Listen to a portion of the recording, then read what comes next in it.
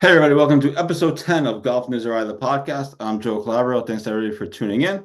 And you can see the previous 9 episodes on our website, golfnewsri.com. Last week we helped announce the creation of First Tee Rhode Island. We've had Lee Kang on, Charlie Blanchard, uh, Mike Hamilton, to preview the Gasparilla, and a number of other people. So for episode 10, we're delighted to be joined by former University of Rhode Island golf star Chris Francoeur, who's getting ready for season 2, right? On PGA Tour Americas, formerly PGA Tour Canada. Chris, thank you so much for taking a few minutes to talk to me. I really appreciate it. Yeah, man. Thanks for having me. So, you're getting ready for PGA Tour Americas again. For those that don't follow, it was PGA Tour Canada. They changed it in 2023. They merged with uh, PGA Tour Latin America, I believe, if I'm not mistaken. I literally just looked it up before we came on. So you're getting ready for that. But in the meantime, you've been playing some qualifiers, some random tour events. So just talk about kind of the last handful of weeks for your off season, so to speak, and kind of what you've been kind of working on leading up to, when your season really begins on the tour. Yeah, moved back down to Tampa after the New Year's. January was pretty quiet. Wasn't really much to play in down here. Was just kind of playing some competitive games with some other pros in the area. Then it really started to get going toward the end of February. In the last couple weeks, we played gosh, I want to say probably three qualifiers and two mini tour events in the past 2 weeks. So it's definitely a long week on the road. It felt a lot longer than 2 weeks. So it's nice to be back home in my own bed now. But yeah, no, it was definitely a good productive 2 weeks. Now, most recently, we did a short article. You played in the Yingling Open. You finished sixth. You took home a nice chunk of change. The most impressing question I have on that is, how many Yinglings did you actually drink in the Yingling Open? I had zero. I Oh, am yeah, I don't really drink too much these days. It was tempting, but there were definitely a lot of Yinglings consumed on the property last weekend, but I was not participating in that. well, when you go and play when anybody, obviously talking to you, but when you go play in these mini tour events and these kind of not one-off tournaments, but these smaller tournaments. Obviously, is your mindset just to go try to win the thing, or are you obviously you're trying to win? But what's kind of the mindset going into these tour events, knowing that you have bigger things, bigger Yeah, I in mean, theory. I've kind of been using them as competitive reps to get ready for the America season. Not really too concerned with how I'm playing, but more just like seeing where my game's at and like trusting what I'm doing and been working on a lot of things, so they're a good a good way to see like is what I'm working on the right thing to be working on and is it going to translate into competition.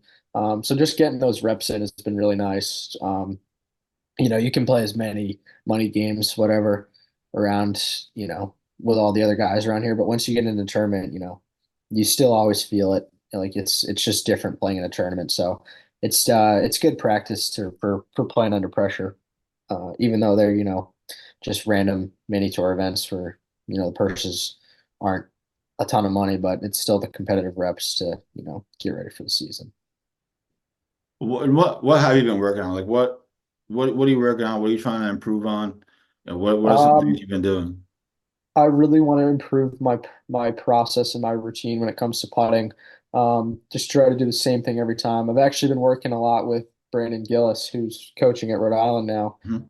He knows my golf game probably better than anyone other than myself. So usually we'll send him, a swing vid here, putting video there. But he's really been emphasizing, sticking to a process and worrying more about that than the actual results that are showing. And if you do that over time, have a solid process that it should make the results a little better. So Shout out to URI assistant coach Brandon Gillis. yeah, not Gilly. So we talked about the mini tours. You played in the pre-qualifier for the Cognizant Monday Q, which got a lot of attention because of Charlie Woods. You're playing another pre-qualifier this upcoming week, right? The Valspar pre-qualifier. Yes, the week from yesterday, so it'll be next Tuesday. So next Tuesday, the Valspar pre-qualifier, which I think you've pre-qualified for before. You've made it to that Monday queue before, if I'm not Yeah. mistaken. The from the pre-qualifier to the Monday qualifier, what's the I don't want to say what's the difference, but the does the intensity change? Does is the pre-qualifier seems like more relaxed because generally more players are getting in. Then the Monday queue is like four guys and you have to go low.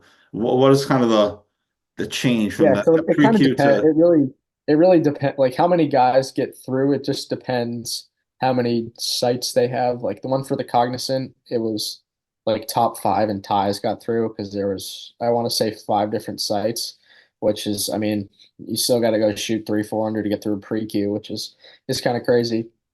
Um, but yeah, I mean the mindset's a little different in the pre-queues versus the Mondays, especially the pre-queues where there's like 12 to 20 guys that get through. You know that you don't have to go as low versus a Monday qualifier. You know at worst you're gonna have to shoot five or six under. So um, it's definitely been a bit of an adjustment playing in Monday qualifiers versus tournaments because you know when I shoot five, six under, it's not, I don't go into the round thinking I'm going to shoot five, six under, which when you're playing in a Monday qualifier, you know you have to shoot that. So it's a little different mentally. Um, so yeah, just trying to find a way that when you actually get in Monday qualifier to not try to force a score, you know, instead try to stick to your process and, one shot at a time and all that stuff. so you start PGA Tour Americas on March 21st in Mexico, the Bupa Championship. Hopefully I'm pronouncing that right. I'm sure I'm not. Yeah, So probably. this year, second year now on PGA Tour Americas. It's so weird we talked about this before we started recording. It's so weird to say that. I'm so tempted to say Yeah. PGA Tour Canada. PGA Tour Americas, your second year now. What from being on tour and having a kind of a set schedule, so to speak, what did you learn in year one that you can kind of take into this year? Maybe you'll do something differently, whether it's travel or practice or whatever it might be. What kind of things did you learn in year one that you can take into this season? Yeah, I definitely learned a lot about time management while you're on the road, managing practice time versus time when you should be resting because when you're on the road for 5 straight weeks, it's a lot on your body, it's a lot mentally. Um, so learning how to manage my time, um, getting comfortable playing 4 round events every week, which was obviously new for me when I first got on tour. Most amateur events, most college events are all 3 rounds. Um, you get there on Monday, you play 2 practice rounds, then play pro am, and then play 4 straight days of a tournament. So you're definitely playing a lot of golf. Um, Another thing I would say is managing my golf game without being able to practice. Because when you're on the road, you're playing so much and it's hard to squeeze in time to practice. So it's like going out there and just playing golf rather than, working on a lot of things. So it's you kind of get in a groove. I felt like I played a lot of consecutive rounds kind of blended in with each other, where I just felt like I was playing very similar rounds of golf consecutively. So it's good. I mean, if you're getting in a groove playing well, but it can also be not so good if you're not playing well. You can kind of go down the wrong hole there. So yeah, it's been good. I really enjoyed it last summer. Definitely got used to it by whatever. I think I played 10 events last year, so I definitely got used to it by the end of the season. So you say when you're on the road, you don't get a ton of time to practice. Obviously, going from place to place, tournament to tournament. So I mean, how important are those practice rounds? Like you said, you have you have two practice rounds or so, plus the pro am, Yeah. which is sort of a modified, glorified practice round. So how much stock did you put in those practice rounds? I mean, those must be almost more important than the actual playing rounds because that's your Yeah, for sure. I doing mean, work on stuff. during pr- during practice rounds, I would say 90% of the time, I'm just worried about learning the golf course. Every course that we play is different. So, I would say most of the time is spent conserving energy and learning the golf course as opposed to like, you know, if I'm not playing well, I'll definitely try to work on some things. But I'd say the majority of the time it's learning the golf course because, your mind's going to be in a different place in a practice round than it is standing on the first tee Thursday morning. So, if you can prepare, you know, to get to know the golf course and, hit shots around the greens and get the speed of the greens down, I think that's the more important thing. Yeah, for sure. I mean, so are you playing? Does this season a lot of the same courses that you played last season, or is it a completely different In different Canada, schedule? yeah. So I want to say there's only one new course this year, up in Canada for that portion of the season, but I've never been down to South America, so I've never played any of these golf courses. So that'll definitely put some more stock into the practice rounds with getting to know the golf courses and all the different grass types they'll have down there. So definitely looking forward to it. So of the courses you played last year, perhaps the ones that you have coming up this year, what are some of your favorite courses that you've played up in Canada? I would say Uplands, where we had the first event in Victoria. That place is really cool. Pretty classic Pacific Northwest layout. Super tall pine trees, super tight golf course. Really liked that course. TPC Toronto was a solid track. That's actually where the Tour Championship is this year. So hopefully we can get there. I believe they just redid the North course, I want to say. So we'll be playing a new course this year. So I'll be excited to go there. I think they have three courses out there. So it's a really, really cool property. Um, Ambassador in Windsor was a cool place too. It's a pretty easy golf course, tee to green. So I think it's a fun golf course to play, which is why it's, up there on the list too, because you can make a ton of birdies out there. But yeah, I mean all the golf courses up there are great, but I would say Uplands definitely stood out as probably my favorite course that we played up there. And do you have a favorite trip? What's your favorite? Do you have a favorite trip that you go on as far as golf? Is there a favorite kind of tour stop, if you will? So last year for the Tour Championship, it was in Calgary, and my girlfriend came up with me, and we went to Banff. So I mean, that was spectacular. I mean, the view. We went hiking up some 7,000-foot mountain that I barely Holy made it to cow. the top of, and then I think it was Lake Louise. I mean, the lake looks like blue Gatorade. It's wild. It was super cool up there. Yeah, it's always cool. I mean, especially for you guys, obviously it's your job and you're playing to win and make money and everything, but it's gonna be a cool experience to get to see so many different sites that you never Oh, thought for sure. Yeah. you'd see. Yeah, every city was cool. I tried to do as much exploring as I could off the golf course. So you're one of those guys that likes that you take in the scenery and you kind of become a tourist for a little while. You're not kind Yeah, of so locked into the golf. I would say majority of the places I went to, I tried to, see some stuff like in Victoria. Um, we did some exploring in downtown, went into downtown Montreal, obviously went to Banff. Um, Saskatchewan was cool. We kind of stayed at it was called Elk Ridge Resort. So there was almost like a little town in the middle of nowhere. So that was kind of cool to walk around. I was with a few other guys up there. So that was a pretty cool trip too. Yeah, that's awesome. And especially now up in Canada, it's hockey season. So I'm sure Yeah, they love their you go hockey to up places there. like Calgary or Toronto or Montreal. I'm sure you hear and see a lot of hockey talk Yeah, no, wherever you go. hockey's probably my favorite sport other than golf. So I mean, unfortunately the season up there that we played on PGA Tour Canada was about the only months they don't play hockey. So couldn't go to any games, unfortunately. But yeah, they definitely love their hockey up there. Well, maybe there'll be at least at least two Canada teams in the playoffs this year. So maybe you'll catch a playoff game. Maybe the schedules Yeah, will fit right hopefully for you. hopefully there'll be some Stanley Cup games in June we can go to up in Canada. Absolutely. So one thing I was curious about is all these tours have points lists, right? The FedEx Cup on points list on the PGA Tour. Everyone knows about that. Fun Ferry Tour has a points list for the top 30 get your PGA Tour card. I think even the Champions Tour has a points list. You guys have the Fortinet Cup. So I always was curious, like, and I guess, it's different times of the season. But how much do you really kind of pay attention to kind of where you are in the points list at any given point throughout the season? Is that something that you're looking at? Is that something that you're doing metrics for? Like, hey, if I can get a top 10 here or something, I can move up this. Like, how much is that a thing for you guys, for you Yeah, in so it general throughout the was, season? I would say early on, I looked at it a couple times, but I finished fourth in the first event, so I knew that I was going to be in for the rest of the season after the reshuffle, which was good. So I didn't have to, follow the points as much.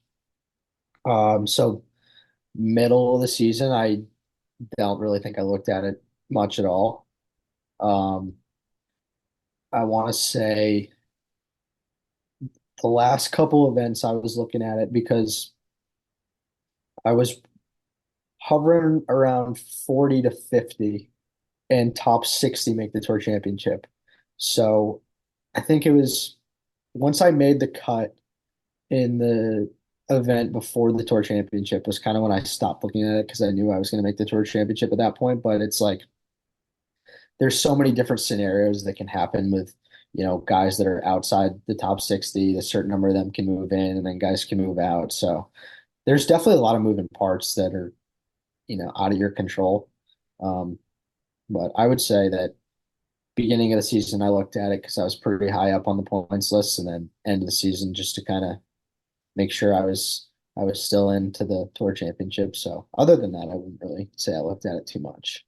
And is there almost like can it almost work against you where you're thinking about it too much and it's almost instead of just going out and trying to play good golf, you're thinking about points and metrics and what does this par mean and what does that birdie mean? For sure, It yeah, can almost like work against you in some for ways. sure. I would say that definitely going into the last event before the tour championship, if I was right around 60 rather than, whatever 25 spots better, I probably would have been looking at it a lot more. And, I'm sure that there was a lot of guys that were right on the bubble that, it affected how they played because they were thinking about where they were on the points rather than, the task at hand, which is, it's a hard thing to do, to know what you have to do to, maintain your status for the next year. I mean, it's huge. Like making the tour championship, you keep your status for next year, and if you don't make it, you're back to Q school. So Yeah, it's absolutely. definitely a lot to think about while you're playing, hovering around the bubble. Yeah, it's like the NCAA tournament. Everyone's hovering around the bubble. It's like, Yeah. you're in and out, back and forth. Couple quick things, then I'll let you go. You can move on with your life. Uh, your schedule for the upcoming season, just so people can follow you. You don't have to go tournament by tournament, but obviously you start March 21st. You're playing pretty consistently through kind of the rest of the summers. Yeah. Yeah. Or what can people? You don't have to go tournament by tournament, but just kind of general Yeah, overview so what the people can South find you. America portion of it, there's 6 events. So that'll be from March 21st until I believe May 19th is when the last event ends. And then we probably have a month off. So that'll be nice. I'll get to, Mhm. finally go home and settle everything down there. And then top 50 on the points after the Latin American swing will go on to the Canadian portion of it, and then everybody outside the top 50 will have to go back to Q school. There's actually Q school in the middle of the season this year, Oh wow, which that's is different. odd. So then the Canada portion starts, I think, mid-June, and then it's basically the normal Canada schedule from last year. So it's mid-June until like first week of September. So there'll be 6 events in Latin America and then 10 events in Canada.